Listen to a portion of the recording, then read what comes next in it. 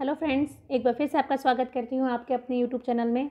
देखिए, कक्षा 11 की भूगोल की वर्कशीट आज की आई है। इसमें दिनांक लिखी नहीं है, आज दिनांक है 19 अगस्त 2021। तो कई वर्कशीट में 20 तारीख आई है। कल छुट्टी है तो आप इस वर्कशीट को कल तक भी पूरा कर सकते हैं।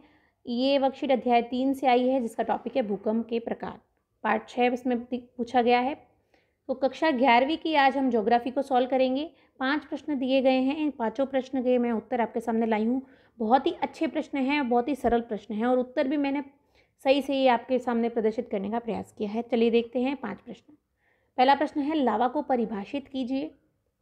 इसका उत्तर देखिए, लावा पिघली हुई चट्टान अर्थात मैग्मा का धरातल पर प्रकट होकर बहने वाला भाग है। ये ज्वालामुखी उद्गार द्वारा बाहर निकलता है और आग्नेय चट्टानों की रचना करता है। ये एक आदर्श उत्तर है इसका। लावा की परिभाषा पूछी गई है। दूसरा है प्रश्न, मैग्मा क्या है। तो मैग्मा क्या है, तो मैग्मा चट्टानों का पिघला हुआ रूप है, जिसकी रचना ठोस, आधी पिघली अथवा पूरी तरह पिघली चट्टानों के द्वारा होती है, और जो पृथ्वी की सतह के नीचे निर्मित होता है उसे मैग्मा कहते हैं। तीसरा प्रश्न देखिएगा, सक्रिय ज्वालामुखी का वर्णन करो। तो मैंने एक शॉर्ट में वर्णन किया है। सक्रिय ज्वालामुखी किसे कहते हैं, उस टाइप से सक्रिय ज्वालामुखी उन ज्वालामुखी पर्वतों को कहा जाता है जिनमें अक्सर उद्गार या विस्फोट होता रहता है। क्योंकि ज्वालामुखी सदैव ही क्रियाशील रहते हैं, इसलिए इन्हें सक्रिय ज्वालामुखी कहा जाता है। वर्तमान समय में विश्व में सक्रिय ज्वालामुखियों की संख्या लगभग 500 है। तो ये था सक्रिय ज्वालामुखी के बारे में। बढ़ते हैं अगले प्रश्न की तरफ। तो चौथा प्रश्न हमारा है, प्रसुप्त ज्वालामुखी की विशेषताएं लिखिए। प्रसुप्त नाम से जैसा कि स्पष्ट है, इसकी मैंने 3 विशेषताएं लिखी हैं। इस तरह के ज्वालामुखी प्राय शांत अवस्था में पड़े रहते हैं।